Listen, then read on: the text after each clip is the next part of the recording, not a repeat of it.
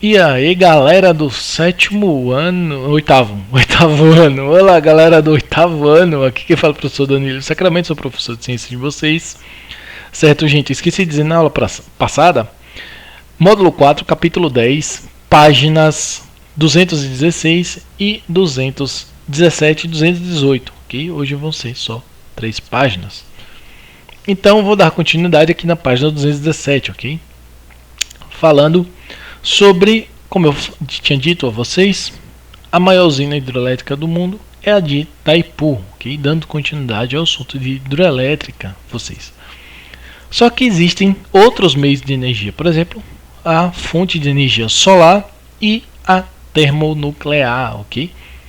Eu não sei se nós abordaremos, talvez, essas duas fontes de energia mais à frente, mas aqui nós vamos verificar exatamente a energia eólica, okay? Que é uma fonte de energia em que ela usa a mesma lógica, okay? A mesma lógica do sistema de hidrelétricas, aqui, as pás da turbina.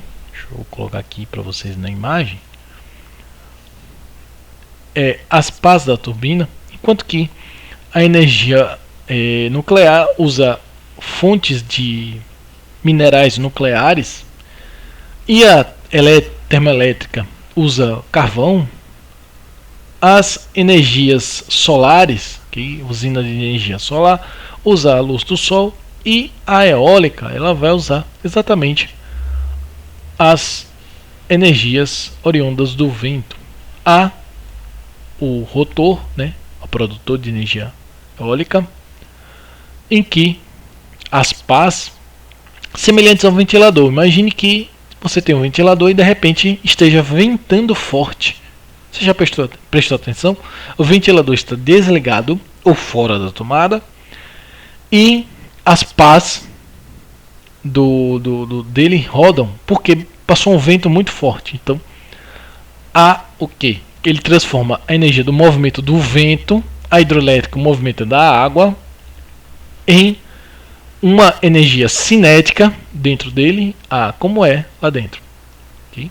Aqui as pás. O rotor. Ele possui um eixo, okay? Dentro do motor, do rotor. O eixo lá dentro. Deixa eu desenhar aqui. Um pouco avermelhado esse eixo. Lá dentro.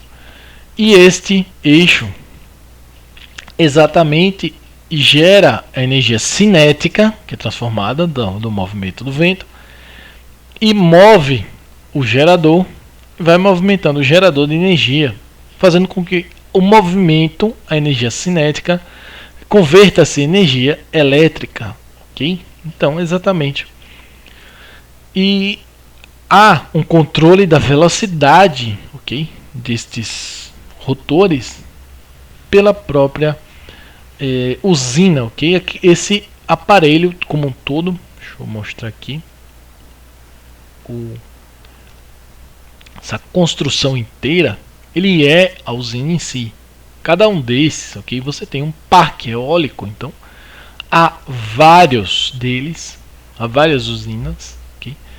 Que vários, digamos assim, geradores, né, desta usina, em que eles vão digamos assim, se utilizar das rotas dos ventos. Agora ele gera poluição, ok?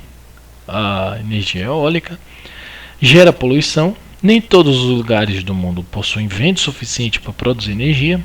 O litoral brasileiro é ideal para isso, ok? E no caso a energia eólica ela fica como fica na região onde passa mais vento, num tubo.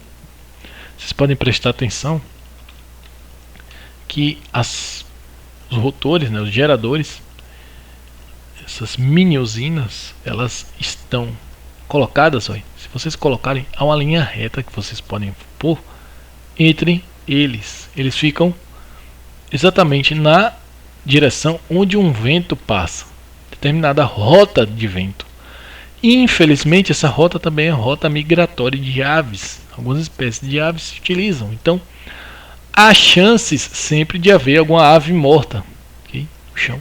Ou seja, ele vai acabar alterando, okay, ok? Rotas migratórias de aves e modificando o comportamento de muitas delas, fazendo mal, ok? A algumas espécies. Então, é um sistema de obtenção de energia que também polui, ok? Além do barulho, que esses rotores aqui, eles fazem barulho, as pás, elas fazem muito barulho quando giram. Então, há um determinado perímetro, uma área, okay, que também são afetados com barulho destes geradores. Em grande quantidade de geradores, claro, aumenta a quantidade de barulho. Agora vamos entender o que é a diferença de potencial. Entenda uma coisa, como eu já havia dito para vocês, cada aparelho eletroeletrônico vai dizer quais são suas voltagens. Aqui são só 12 volts, pequenininha a bateria do automóvel de 12 volts para as pilhas de 12 volts. Só que a gente pode tomar choque, né? Eu acho que esse aqui é o negativo, eu acho. É no negativo que a gente toma choque, ok? Os elétrons que são negativos saem dele e passam por todo o aparelho eletroeletrônico e chegam no positivo, onde eles se acumulam. Aqui é positivo porque tem menos elétrons, há alteração química dentro da pilha, e aqui há mais concentração de elétrons, por causa da alteração química que força com que os elétrons se acumulem numa ponta. A mesma lógica se utiliza nessas duas partes aqui da bateria.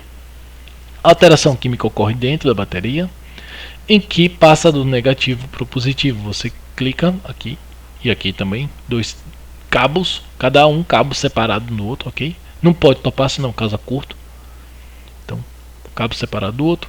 E causando curto pode gerar fogo aqui no carro. E claro, aqui é a bateria e 127 volts, como eu havia dito na aula anterior.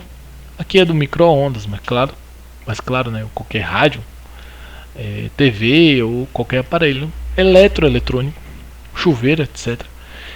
Numa casa, ele está com sua determinação de voltagem. Então, serve exatamente valores de indicação da tensão elétrica ou diferencial de potencial, DDP, que é exatamente a quantidade de elétrons suportáveis nos fios do aparelho em uma determinada área. Por exemplo, na área, ele vai dizer, né, contagem, como é feita, a fabricante, ele vai determinar. Por exemplo, a cada centímetro, milímetro, não sei. Aí o fio aguenta até 127, okay, volts de eletricidade, ou seja, os elétrons passando por ali até 127. Só que olha a lógica. Olha a lógica. O padrão das cidades, okay, no geral até interior, está começando assim. Alguns interiores ainda são 220. E 220 é uma voltagem mais perigosa porque entre 127 e 220, okay, o 120 ou 127, quando a pessoa topa, toma choque, a pessoa pode tirar, okay? Ele puxa a pessoa e a pessoa ainda tem força para tirar. A do 220 não, ela dá um pequeno pipoco na pessoa e empurra a pessoa para longe. Caso a pessoa consiga sair, né? Caso não, ela fica lá grudada por mais tempo. Então é um efeito, entendeu? Diferenciado. Então é uma tensão muito mais perigosa aqui, gente. Tensão elétrica representada por letra U. Então vamos ter uma pequena fórmula aqui. Gera capacidade no aparelho, como eu já havia dito a vocês. E essa unidade, ela é no SI chamada de volt sistema internacional, como eu já havia dito. O instrumento é o voltímetro. Eu já comprei um voltímetro e já queimei o voltímetro que eu tinha, porque eu coloquei o aparelho de maneira desconfigurada na tomada.